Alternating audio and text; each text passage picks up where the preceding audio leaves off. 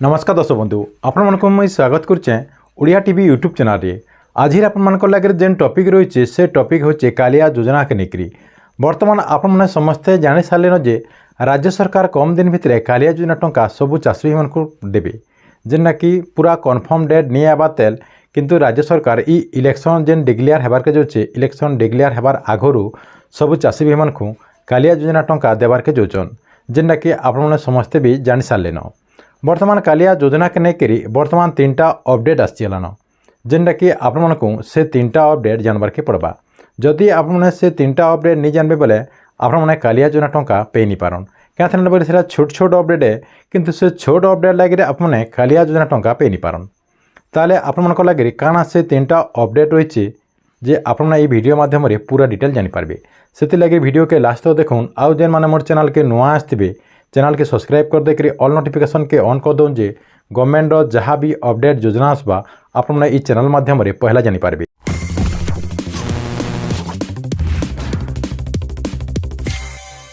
पहला काना करबे आपनकर जेन मोबाइल अच्छे मोबाइल रो जेकोसी गोटे ब्राउजर के ओपन करदेबे।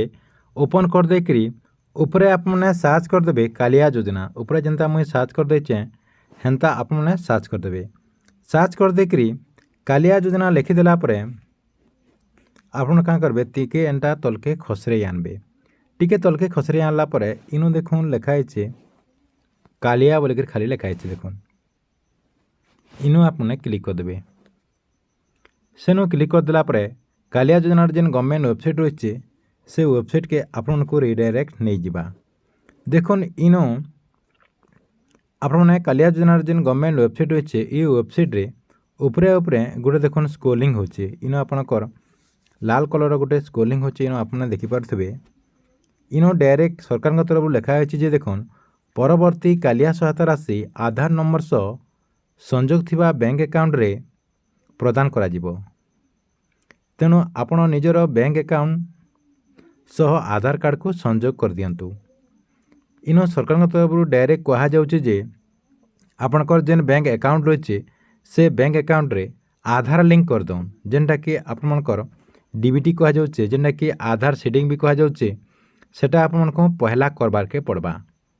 जेन माने आगरू टंका पहुँचन से माने भी ध्यान देकर सुनुन जे आपण मनकटा भी आधार सीडिंग बंद हो जाइथिबा भी कही नहीं होया कहीं लगे मझिरे मझिरे बैंक वाले जदि ट्रांजैक्शन ठीक नहीं करथुबे बेले आपनकटा के भी बंद कर देथिसन। देखबे मझिरे मझिरे ई केसी देवा लगे कहसन जेनटा कि जदि आपने बैंक के जिबे पैसा काढ़वा लगे बेले ई केसी करबार के पड़वा।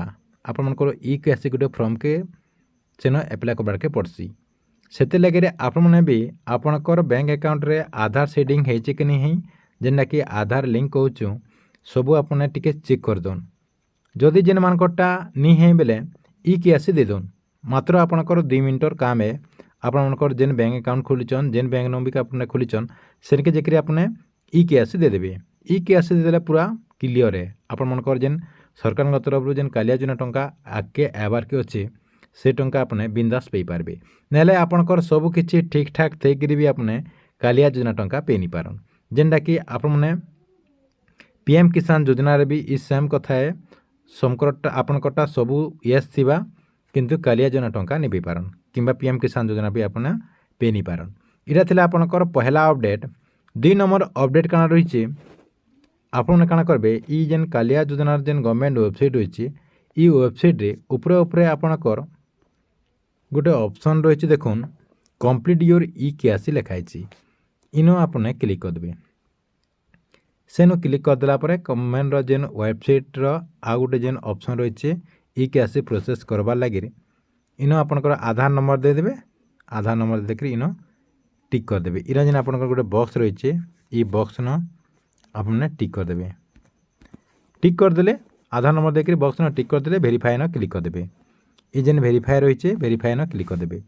वेरीफाई न क्लिक कर देला परे आपनकर जेन आधार कार्ड रे जेन मोबाइल नंबर लिंक हेतिबा से मोबाइल नंबर के गोटे ओटीपी पले जिबा से ओटीपी दे देले आपनकर एटा पूरा कंप्लीट हो जिबा जेनटा कि गोटे प्रोसेस आपनकर कंप्लीट हो जिबा। इटा थिला आपनकर 2 नंबर अपडेट। 3 नंबर अपडेट काना रही देखुन राज्य सरकार किसी दिन तला जेन कैबिनेट बैठक बसला कैबिनेट बैठक रे କାଳିଆ ଯୋଜନା ଟଙ୍କା ଆହୁରି 3 ବର୍ଷ ଦେବାର୍ ଲାଗି ଘୋଷଣା କରିଛନ୍, ଯେନ୍ଟାକି ଆପଣମାନେ 2025, 26, 27 ତକ୍ କାଳିଆ ଯୋଜନା ଟଙ୍କା ପାଇପାରିବେ। ତାର୍ ସାଙ୍ଗେ ସାଙ୍ଗେ ଆପଣମାନଙ୍କୁ ଯେନ୍ କାଳିଆ ଯୋଜନା ଟଙ୍କା ଆଗରୁ ଆପଣଙ୍କର ଅକ୍ଷୟ ତୃତୀୟା ଆଉ ନୂଆଖାଇରେ ଯେନ୍ 2ଟା କିସ୍ତି ମିଳିଥିଲା ସରକାରଙ୍କ ତରଫରୁ, ଅକ୍ଷୟ ତୃତୀୟା ଆଉ ନୂଆଖାଇରେ କାଳିଆ ଯୋଜନା ଟଙ୍କା ଆଉ ଚାଷୀମାନଙ୍କୁ ଦିଆନିଛେ, ଯେନ୍ଟାକି ରାଜ୍ୟ ସରକାର ଯେତେବେଲେ ଚାହିଁଲେ ବର୍ଷେ ଭିତରେ ସରକାର ଯେତେବେଲେ ଚାଷୀମାନଙ୍କର ଦରକାର ପଡ଼ିଲା ବେଲେ ସେତେବେଲେ ଟ୍ରାନ୍ସଫର କରିବେ। ତାର୍ ସାଙ୍ଗେ ସାଙ୍ଗେ ଆଗରୁ ଯେନ୍ ବର୍ଷକେ 2ଟା କିସ୍ତି ଦିଆଯାଉଥିଲା, ସରକାର ଚାହିଁଲେ ଅତିରିକ୍ତ କିସ୍ତି ଯେନ୍ଟାକି ଏକ୍ସଟ୍ରା ବି ଗୋଟେ କିସ୍ତି ଟଙ୍କା ଆପଣମାନଙ୍କୁ ଦେଇପାରିବେ, ଯେନ୍ଟାକି କ୍ୟାବିନେଟ୍ ବୈଠକରେ ମାନ୍ୟବର ମୁଖ୍ୟମନ୍ତ୍ରୀ ନବୀନ ପଟ୍ଟନାୟକ ମୋହର ମାରିଛନ୍, ଯେନ୍ଟାକି ଇଟା ନୂଆ ନିଷ୍ପତ୍ତି ନେଇଛନ୍। ତାର୍ ସାଙ୍ଗେ ସାଙ୍ଗେ ଯେନ୍ମାନେ ଭୂମିହୀନ ଚାଷୀମାନେ ଅଛନ୍, ଭୂମିହୀନ ଚାଷୀମାନଙ୍କ ଲାଗି ଗୋଟେ ଭଲ୍ ଖବରଟେ ଯେନ୍ଟାକି ସରକାର ଅତିରିକ୍ତ ଆଉ 2000 ଟଙ୍କା ଦେବାର୍ ଲାଗି ଯାଉଛନ୍, ଯେନ୍ଟାକି ଆଗରୁ ଯେମାନେ 12,500 ଟଙ୍କା ପାଉଥିଲେ ରାଜ୍ୟ ସରକାର ସେମାନଙ୍କୁ ଏଥର 14,500 ଟଙ୍କା ଦେବେ, ଯେନ୍ଟାକି ବର୍ଷକେ ସେମାନେ 14,500 ଟଙ୍କା ପାଇପାରିବେ। ତାର୍ ସାଙ୍ଗେ ସାଙ୍ଗେ ଇଥର ଯେନ୍ ରାଜ୍ୟ ସରକାର କାଳିଆ ଯୋଜନା ଟଙ୍କା ଦେବେ, ଇଥର ବି ସେମାନେ ପଇସା ପାଇବେ, ଭୂମିହୀନ ଚାଷୀମାନେ ବି ପଇସା ପାଇବେ।